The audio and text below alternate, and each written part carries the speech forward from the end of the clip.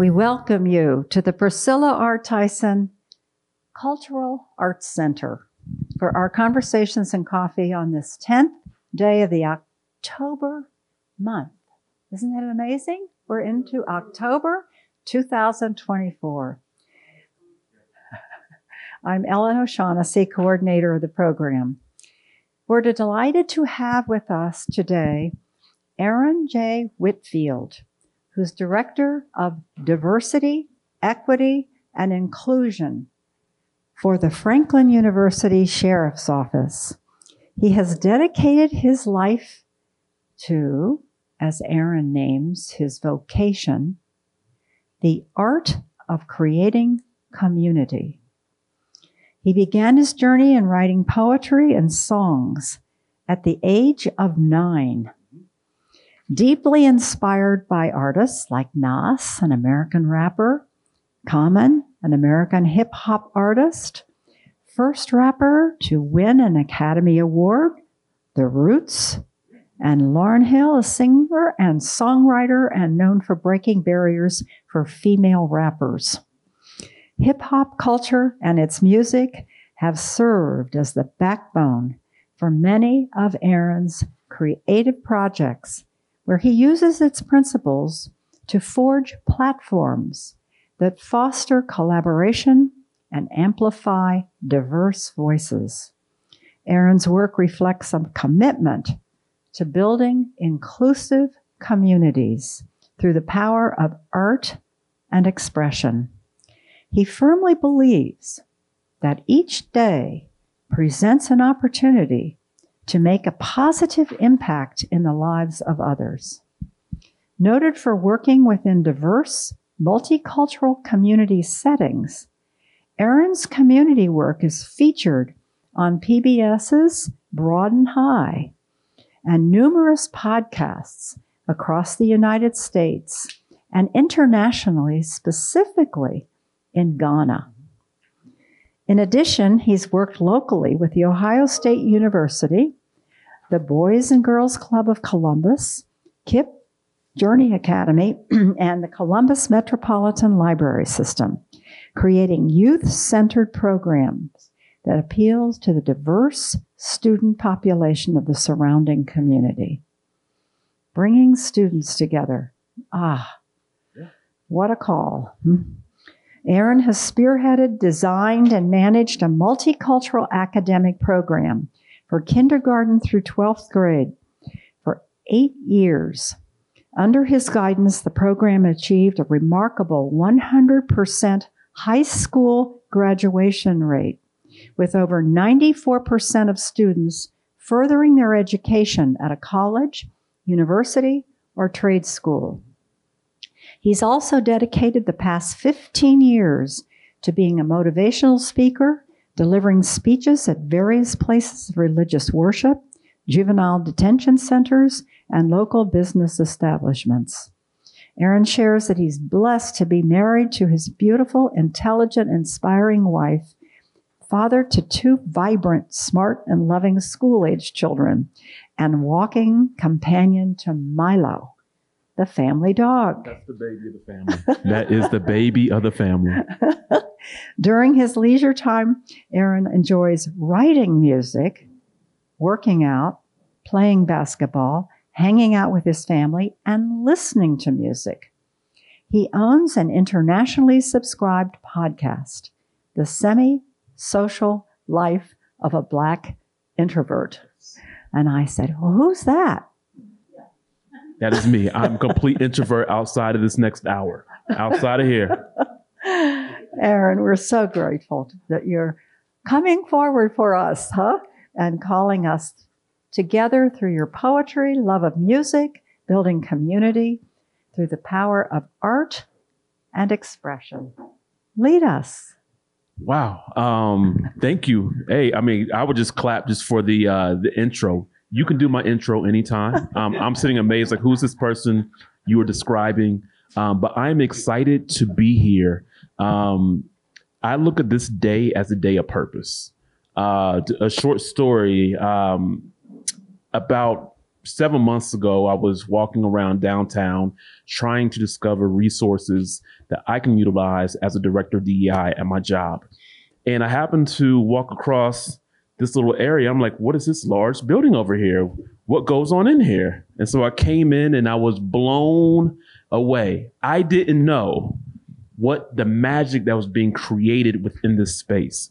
And I saw this conversations and coffee. I'm like, okay, I don't drink coffee. I'm an introvert, so I'm a little awkward when it comes to conversations, but it felt like a good thing to do 3 months ago when I signed up, and I was accepted, and I'm excited to be here. And I will also let you know, disclaimer, I can't do anything as far as art. You don't want me to glue. You don't want me to paint. Keep me away from the kiln and fire. You don't want to see that. But my art is creating the community, the art of creating community. I also had a bit of reflection and understanding that I did tell you all I'm a songwriter. I am a songwriter. And then about a week ago, I had a little bit of a panic attack, a little bit. Not a real panic attack, but like a little brief anxiety because I realized, yes, I'm a songwriter, but I'm more of a storyteller than a songwriter. The storyteller aspect of me is the umbrella that covers my songwriting, my podcast, my overall writing in general. And so I now see myself, thanks to you all, I can walk as a storyteller and one of the many storytellers in my family. The art of creating community. Let's go ahead and get started. You all, we have some objectives. I am also an educator, so we have to have some order in the classroom. I hope people don't get unruly, especially over here in the back. Yeah, I'm keeping my eye out on some of the students in the back. But we have the middle too. Yeah, that middle, you got to watch out for the middle row. Some of our objectives, we'll talk just a bit about me, a bit more about me. I don't want to talk too much about me, of course, but we'll identify what is community, identify the case for community, how to build community, keys to community. We'll have a question and answer time, and then we will go out and we will actually build community, hopefully with the information that we received today. About me, you did a great job with my bio. I don't need to go anything onto this top row and explain anything more than what you've already explained. But who am I? Who am I? People often ask what I do. What I do is my profession. What I do is my profession. But who am I? I am a dreamer.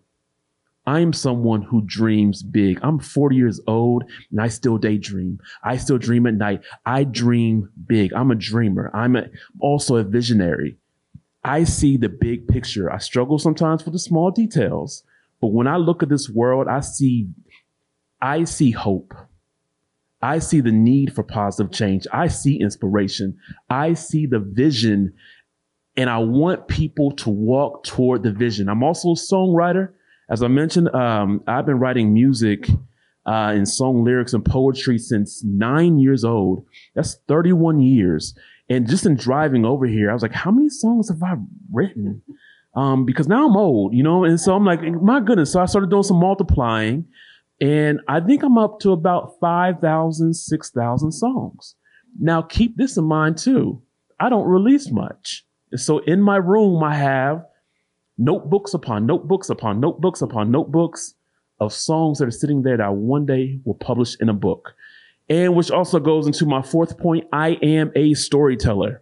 I just realized that last week. My aunt is a traveling storyteller. She'll go all across the nation, even internationally, to tell stories. Now I realize I'm walking in her footsteps. And so I am a storyteller. Let's talk about what is community. What is community? So this will be one of the few portions of today, which I have to go through the definitions. You have to hear the blah, blah, blah, but take a little bit of this blah, blah, blah, and then we'll move on from it. What is community? A group of people living in the same place or having a particular characteristic in common. I sort of like that definition, but it's not my favorite. So I moved on to the second definition, a feeling of fellowship with others as a result of sharing common attitudes, interests, and goals. That one seems a little bit better to me than the first one, but then I moved down to this third one, and this third one really hit me. a group of interdependent organisms of different species growing or living together in a specified habitat. That is the one I like. A group of interdependent, not isolated, not you do your thing, you do your thing over here, I'll do my thing over here, and we'll just somehow exist. No, we are interdependent organisms of different species. So we can honor that we're different. We can honor, yes, we're in this room. Each of us is different. And that's okay. And that's the beauty of humanity. We are different organisms. We're interdependent organisms in different species. Now, I like this definition, but let's be real. If I said, let's go out and create community, and I walked out here in the downtown and people asked me, what is community? And I say, hey, all you interdependent organisms, let's get together. It doesn't sound right. It doesn't sound right. And so let's break down the definition. Let's actually go into our first activity. I'm making you all active right off the jump. I call this activity community senses. Community senses, the look of community, the feel of community, the sound of community, the taste of community, and the smell of community. We can always define community. It looks great when it's in 12 words.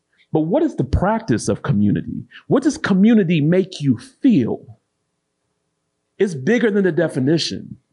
It's bigger than the definition. How does it make you feel? What does community look like?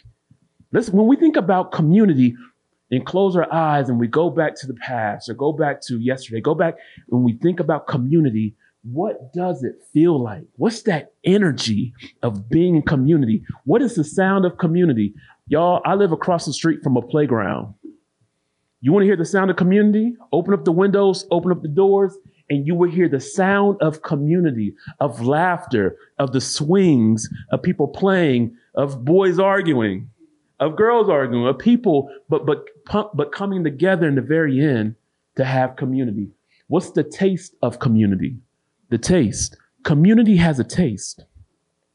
Community, when you're in an environment of community, there's a flavor. Oh my gosh, there's a flavor of community that if you can't taste it on a plate, you could taste it in your soul, in the smell of community.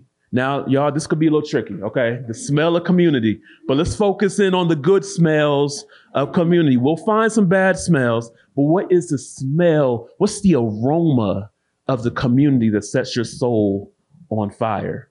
What we're going to do, we're going to take, let's go 7 minutes. Everybody has a marker, right? Does everybody have a marker? There's always one student who didn't show up unprepared in class. Isn't that something? No, I got you, sir. I was getting coffee. That's the most important tool in class. That's the most important tool. Your coffee, when you come to conversations of coffee, you need your coffee. I didn't say bring pencils, so you are an A student, I can tell. Thank you. What we're going to do, I'm going to put on some music, and I am going to ask us all to stand. And we're going to go through each of these one by one. The look of community, the feel of community, the sound of community, the taste of community, smell of community. I want each of you to come up here and we'll gather around the easel and we'll write down what the look of community is. And then we'll move on what the feel of community is. Okay? So when you're asking for the look of community, are you wanting how we feel that it looks like yes. to us? Whatever. Yep. What it really, what it looks like to you, I want individual answers. Whatever the look is to you, adjective, nouns, verbs, all of it. You can put it all down. Whatever it looks like, whatever it feels like, whatever it sounds like, whatever it tastes like, whatever it smells like. Because ultimately, that's how we're going to define community. We each have our own personal definitions of community. We each have our own personal sort of ways we execute community. And that's okay. And that is valued. And so we're going to record this on here. I'm going to put on some music and we'll get up and we'll have that energy from our coffee. And then about 7 minutes, we'll discuss and we'll come right back to it. Is that okay? Y'all good? All right, let's put it on. All right. Who's going to be the first up to the board? We could all come up. We don't have to, I'm not the type of teacher that says one at a time. That's only for the restroom. Because my teachers did it to me.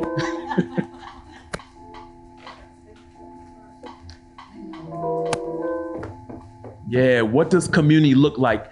The look of community, a vibrant mosaic of people, art, and culture woven together in shared public spaces. Oh, it's colorful. And feel free to put more than one answer. I don't limit. I don't limit.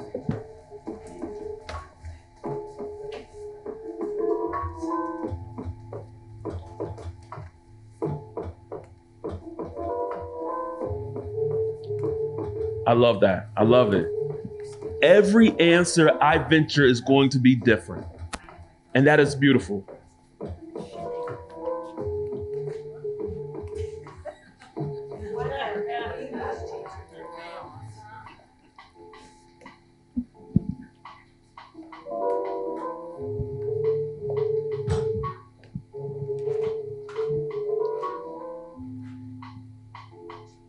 And by the way, this music you're hearing is one of the many, probably I would say, 2,000 beats I produced over the years that nobody's heard. So you all are getting a whole lot of everything.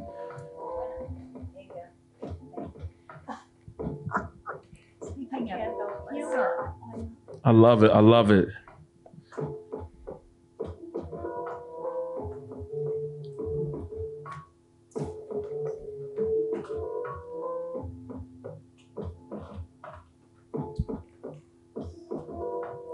Close connected.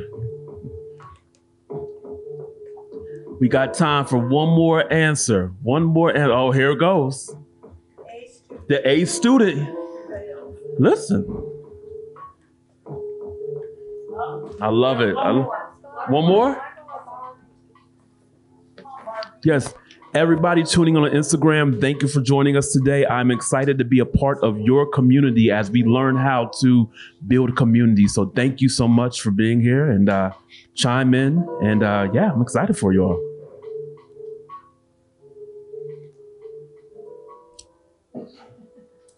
Too much go Bucks. I love it. Honesty. Honesty. Oh, y'all. This one is going to be a little bit, I think a little bit more, it requires a little bit more thought. What does community feel like? We don't talk a lot about our feelings because we're adults. We don't have feelings apparently as we grow older, right? I mean, that's what they tell us. But what does it feel like to be in a community? And this is both. Don't just focus in on the positive. That's wonderful to have the positive, but what is the real feeling of community? Because we can identify some things that made us feel negatively. What can we do to solve some of those things? And so now let's put the feel of community. What does community feel like to you? I'm going to write. Anybody mind if I go first? I'm not the A student, you know what I'm saying? So I better get my answer out first.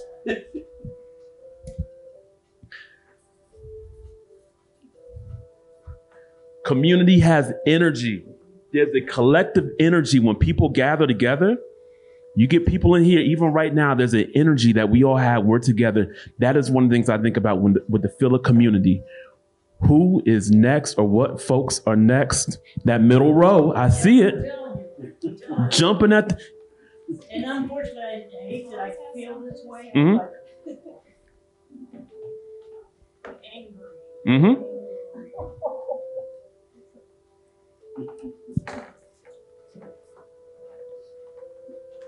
The feel of community. For some, community is a warm embrace of safety, connection, and mutual support that makes you feel at home. And then there are other aspects of the community that can make you angry, that can make you frustrated, that can make you feel isolated.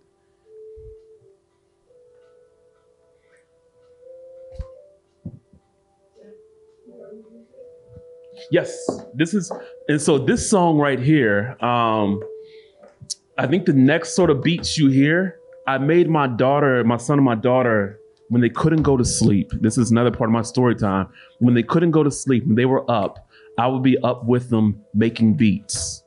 And I didn't know that what I was really doing as I was trying to keep myself up and get them to go to bed, I was making them bedtime beats that later on they would use to actually go to sleep at night. So somehow I was creating even in the midst of being tired. And even I didn't know what I was crafting until years later. I was like, oh my gosh, I made a bedtime album for my children. And it actually worked.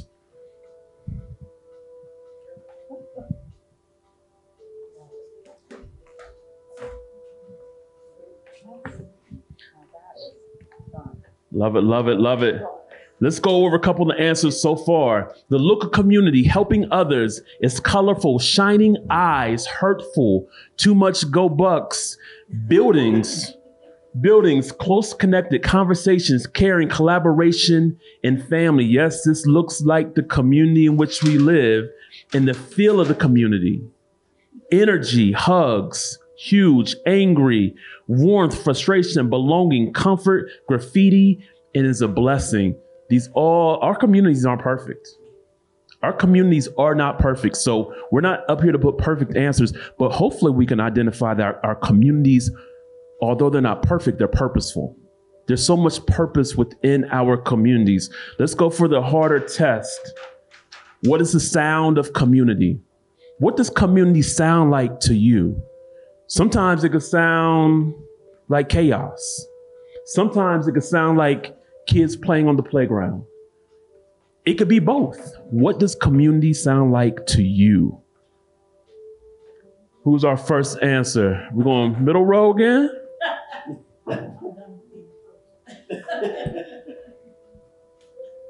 Oh, go ahead. Go ahead. The sound of community.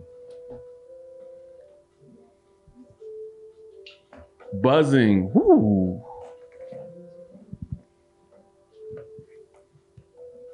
These activities are to get us up, but also to get us thinking, to see the diversity in the answers that we put up on the board.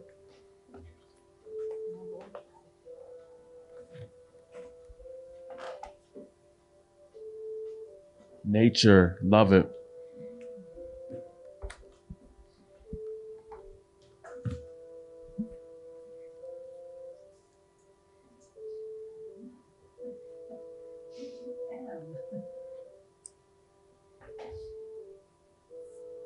There's a humming.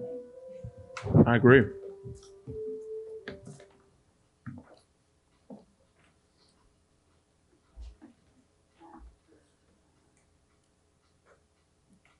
So we have some buzzing going on in our communities. We have some nature going on in our communities, some babble going on in our communities, some humming, some laughter.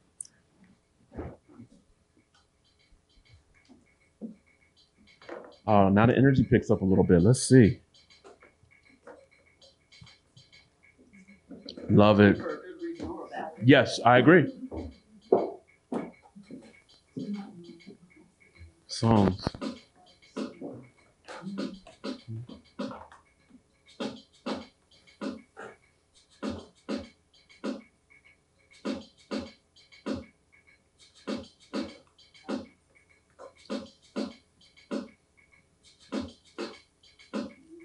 The freeway traffic, that is absolutely real. I'll be talking about traffic a little bit later.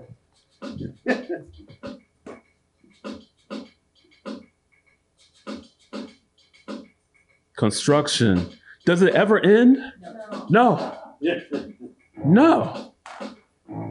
All right. Y'all, we only have 2 more assignments. I promise you. All right, ready? The taste of community.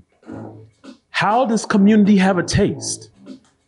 I can tell you, in going down to Rib Fest, it has a taste, okay? Yeah, it has some soul. What is the flavor of your community? What does it taste like to you, even to your senses? When you walk into a place in which you feel community, how does it nourish your soul? To me, maybe because I'm on a positive kick, because I've been sort of in a negative funk for the past 3 weeks, community tastes sweet. When I experience community in the way that I need community, there is a sweet flavor that I just enjoy.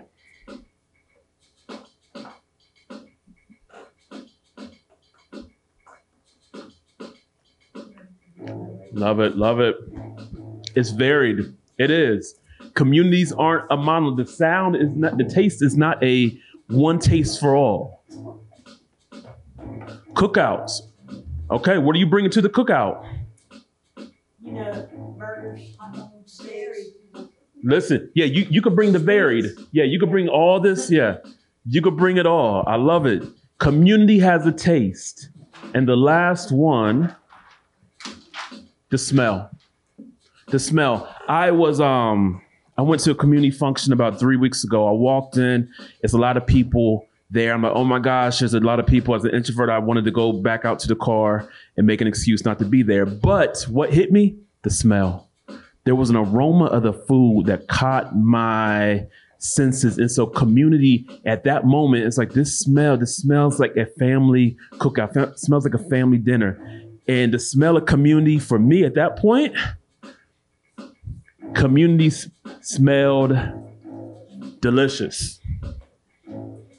It smelled absolutely delicious. What does community smell like to you?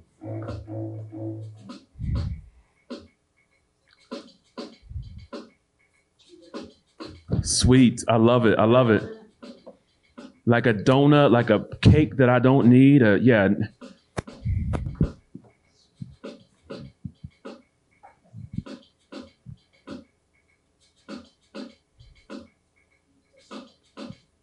Industries. Yes. Yes. There's a smell of living in a large metropolis. The grass. All right.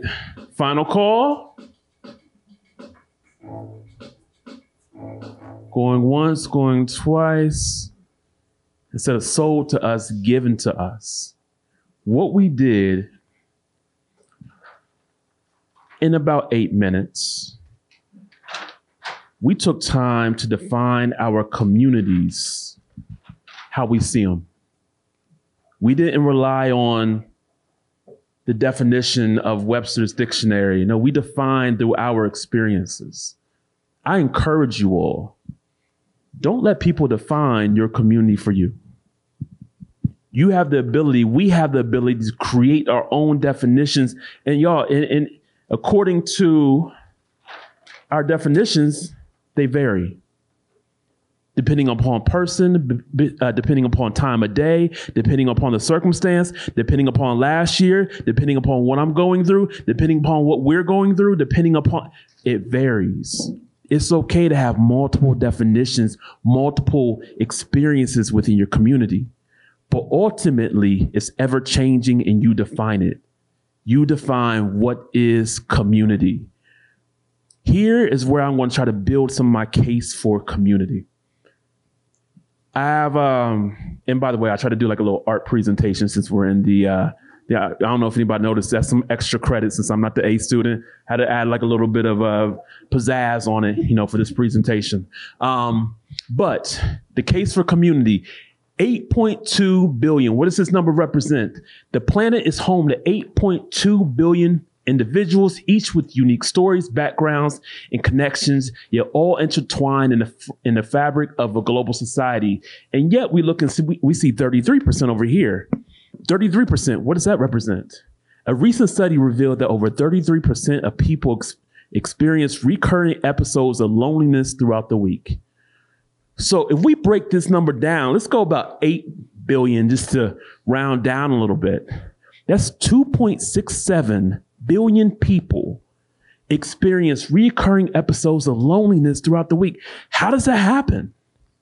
How does that happen? We talk about how we're overcrowded. How does that happen? Let's move on.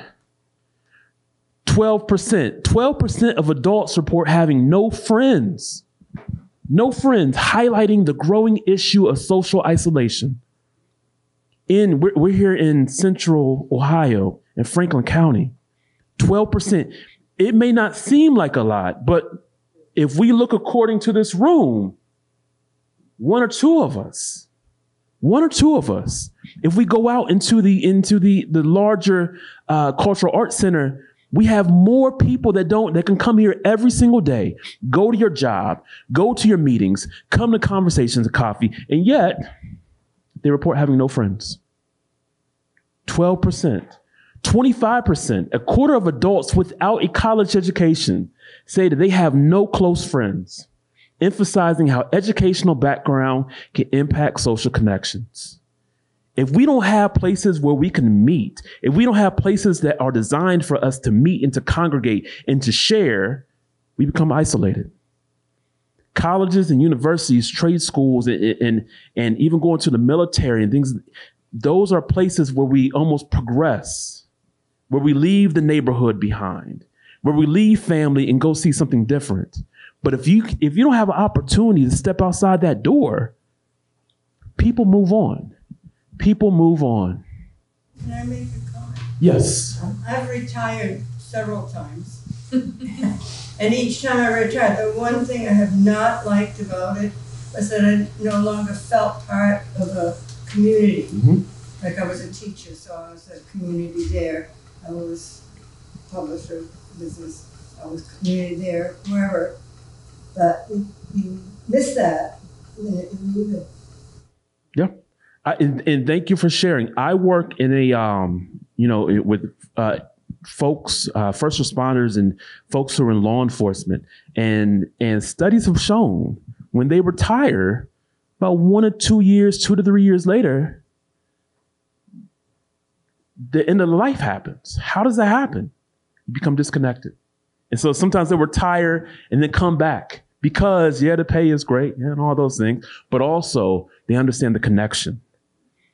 It's always great to be to walk into a place and they know your name, a little bit of cheers. They know your name.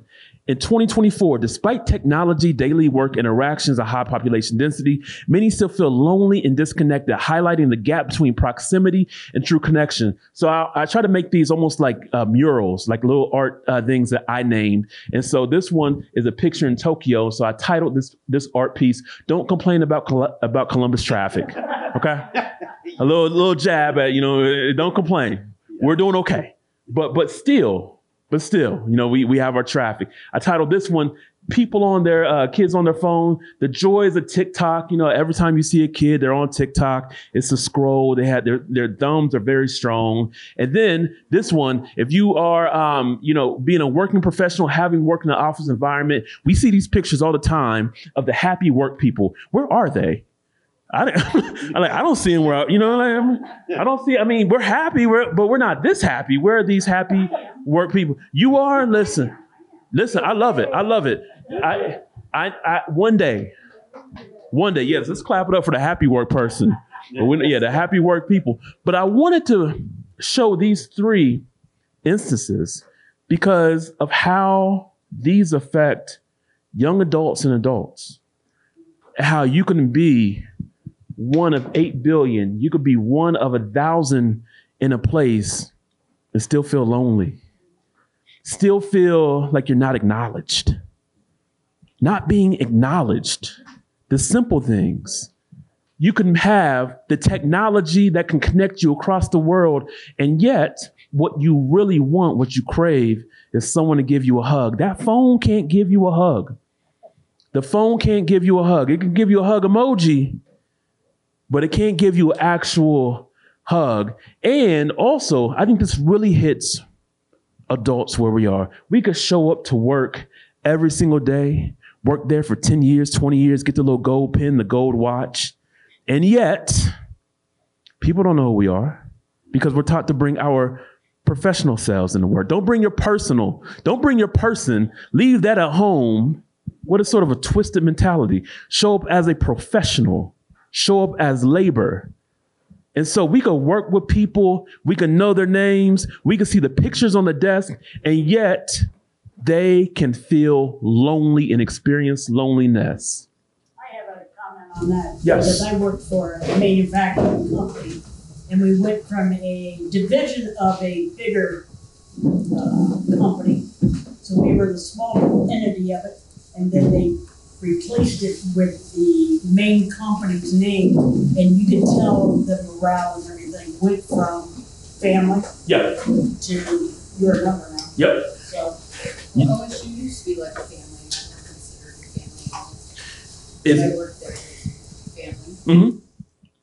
the dynamics change. Something so small can create the biggest ripple changes. You could change a name. You could change a manager. You could change a leader. You could change your office space. You could change a title, and the dynamics, if unchecked, can have such a ripple effect. Yes.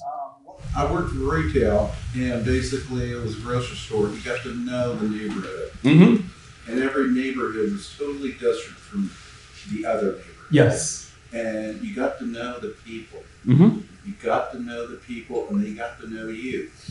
And it was very neat to interact in certain neighborhoods. Yeah. You know, and how the neighborhoods, you know, react with everybody else. Yes. In the retail business.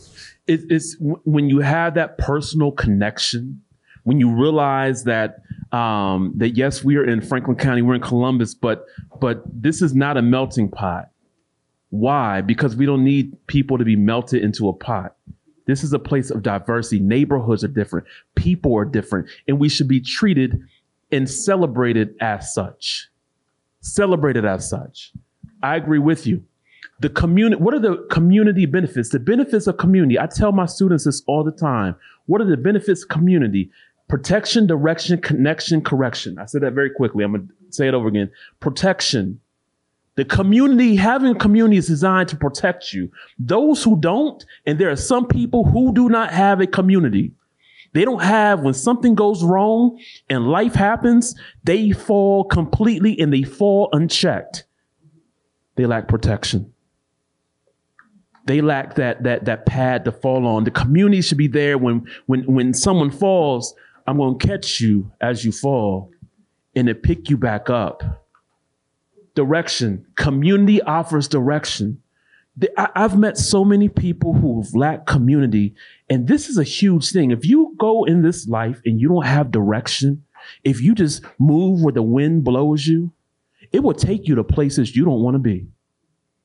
If you lack direction and people don't stop and tell you, especially I'm in my 40s now, what do? If I see someone going out of direction, I, as who I am, you don't have time. I have to tell you, you're going out of direction. Life is precious. You don't need to waste the energy going down this road. But sometimes people just blow because they're not acknowledged. And we see them blowing away and we see them wilting, but we don't stop and help them get a change of direction. Community provides direction. Community provides connection. We're in this room together. I didn't plan all of us to be here. I didn't know you all were coming. You all didn't let me know. You know what I'm saying? No one gave me a text, hey, Aaron, I'm on my way. But yet we're here anyway, and we're connecting. We're connecting, and we're hearing the sound of community and laughter. We're experiencing we're experiencing community in a way that I'm not sure if we anticipated experiencing this in this very moment.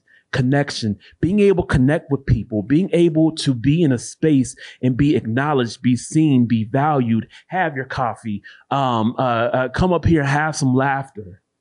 And ultimately, community benefits correction is another one of those community benefits. Correction.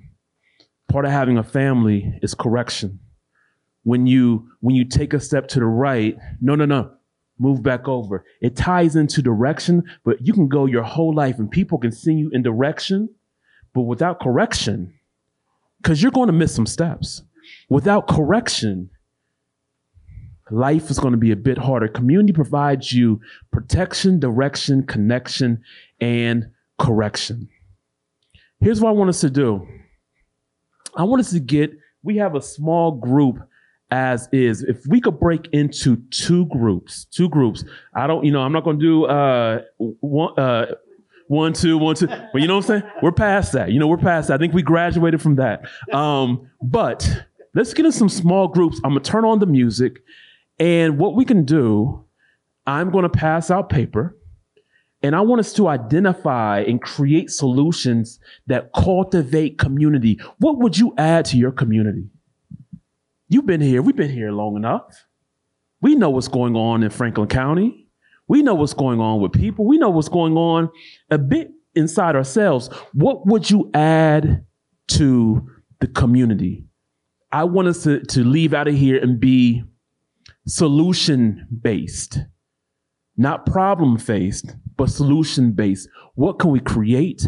What can we add? What can we invest into our communities that will help ourselves and ultimately help the folks that are around us, okay? I'm going to pass out papers. Y'all figure out the groups. If I hear too much loud talking, I'm going to come back there and we're going to talk about detention, all right? We'll have 5 minutes. Yes, right. That's right. I'm a tough teacher. I'm going to turn on the music. If we could identify one person in the group to share our answers, share out a couple answers. What would you add to your community?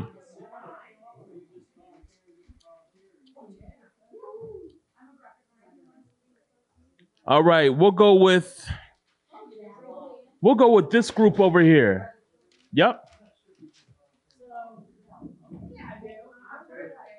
All right, y'all, listen up. All right, so we talked about swimming pools, bringing the community together, subway or transportation, ice rinks, more humor in the community. We need more laughter. Nothing like a child laughing and just having a great time. Parks, department stores. Barbara wants Lazarus back and Gold Circle. Yeah. Better communication with the government. You know, we all have our opinions on the government, but we don't hear the truth at all the time. So we don't get down to the nitty gritty. More art zones. If you go out west in Columbus, there's nothing out there, but right here in downtown Columbus is everything. We have, this place. We have Worthington has a place. Westerville has a place and stuff like that. But down on some of the areas, there is not places to go for art. On the west side for 20 years, it's an art building. Yes, exactly. That's what we were talking about, Galloway in that area. Yeah. Yep. Respect for each other. You know, that's a hard one to do. They've got to be taught at home. They got to be taught at school. Just spending more time together, and safety. You know, we need to put safety back into the communities. All right. So what we're thinking that maybe voting can help with the government communication, community meetings. You know. Going to them. Yes, exactly. Yes. Because they have them. We just don't. Yes. You know, a lot of people don't hear about them. So that's communication. Yeah. Clubs. For what did we say with clubs? Joining clubs and taking classes, how to meet people and, build a community that way. Coffee, conversation. Yeah, affordable. And then more safety, more police. They're wanting to cut police and stuff like that. And that's, you can't be safe with that around. And then you're not going to want to do the rest of the stuff if you're not safe and protected. I love how they all vary. And then they got really specific because you all showed me, and which I didn't know and or think about, there's an art desert on the west side. Yep. And sometimes you can live in community and you take your art for granted, right? You can take your art for granted, and yet steps away, there's an art desert. So I love the specificity, there we go, of what you all came up with. Kudos to you all. All right, next group. Yep, there you go. I guess I have to carry this.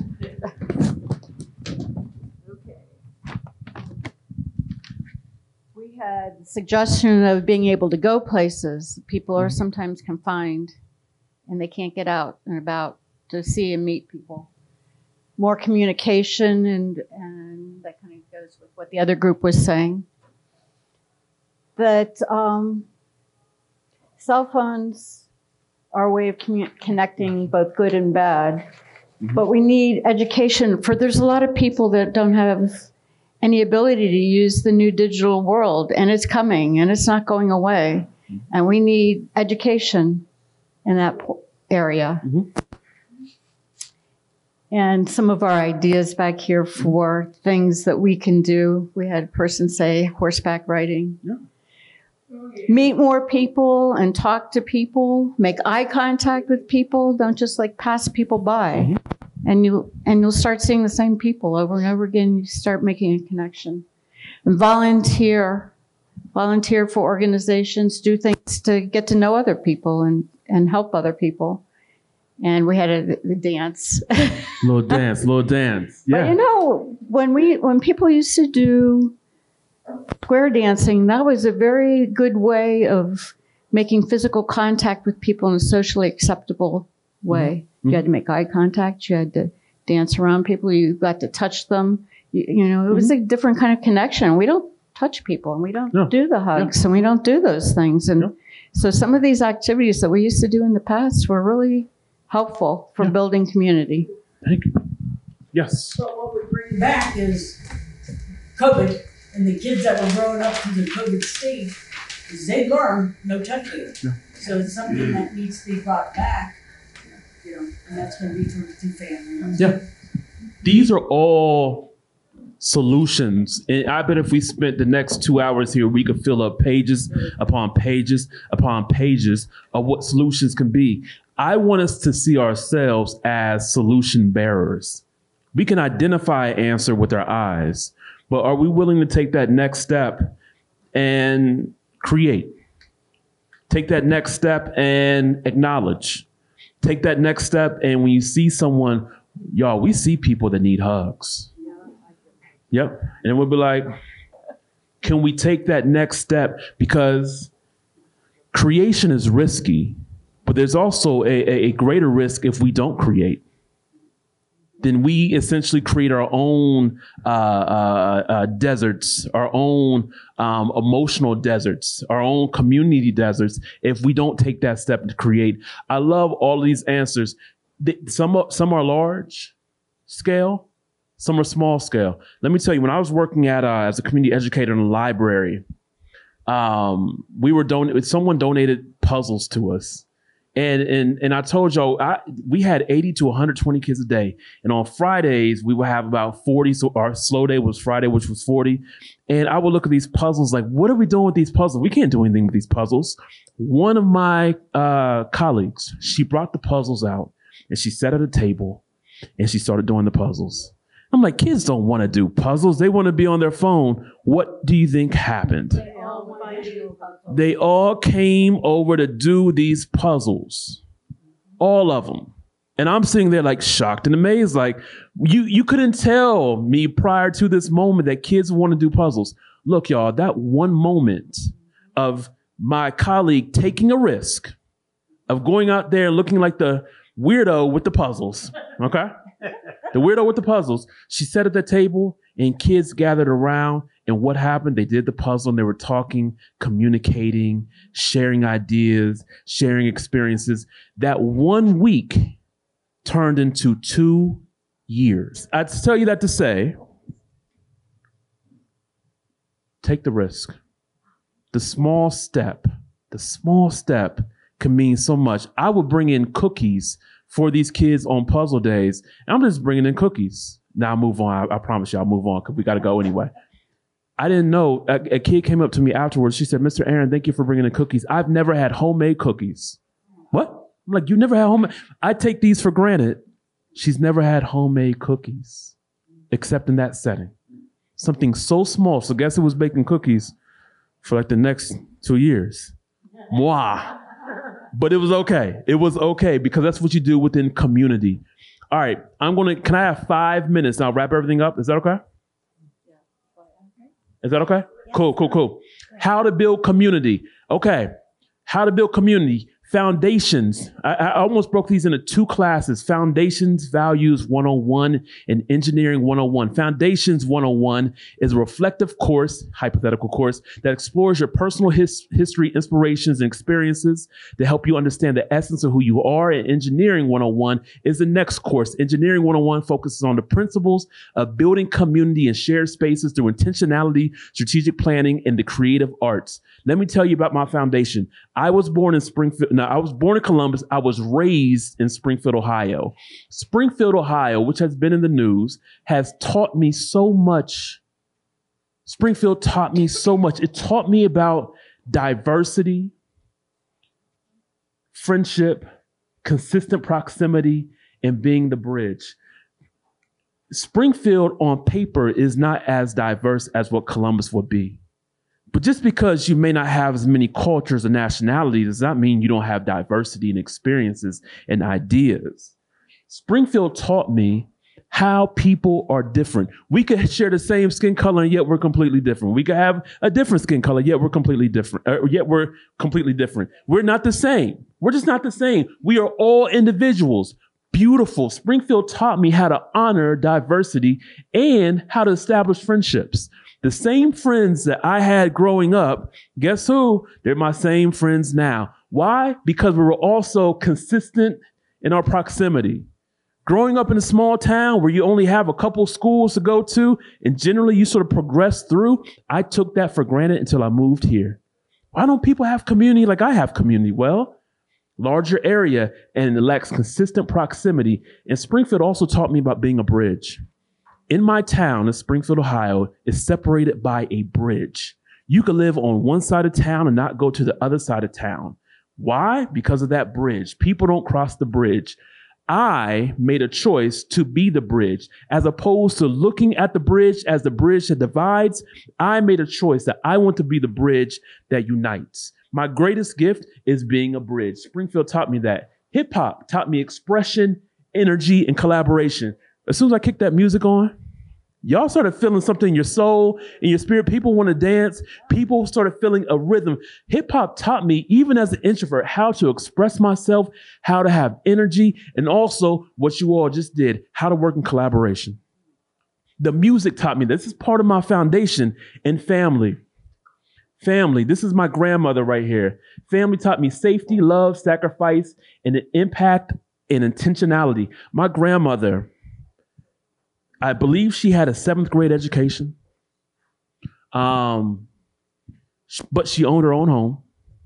She got her GED, and she worked for the Columbus City Schools, I think for like 25, 30 years, as a teacher aide. And so she would teach kids in her neighborhood how to read because she saw there was a gap. So what do you do when you see there's a gap? Does she just step back and say, well, it's not my problem? No, she said, I'm going to do what I need to do and go work at the school and fill in the gap. And then on top of that, she started creating books that she would laminate and create to pass out to kids in her neighborhood who could not afford books. Fill in the gap. Later on, 30 years later, 40 years later, I found myself 2 weeks ago passing out books to kids who don't have books in the neighborhood. Full circle. Family taught me how to have intentional impact. And so I will move on and pose some questions to you. What environments inspired you? Who inspired you? And then who can you inspire? As we leave out of here, I have 2 more slides. We won't get through them. Maybe after we cut the cameras, we can still talk about them a little bit. But even if you're on Facebook, what environment inspired you? Who inspired you? But also, who can you inspire? Don't just take this information and just and not acknowledge your gifts, that people are looking towards you. There's always someone looking at you. Yes, on IG. Yes, people are looking at you. What are you going to do?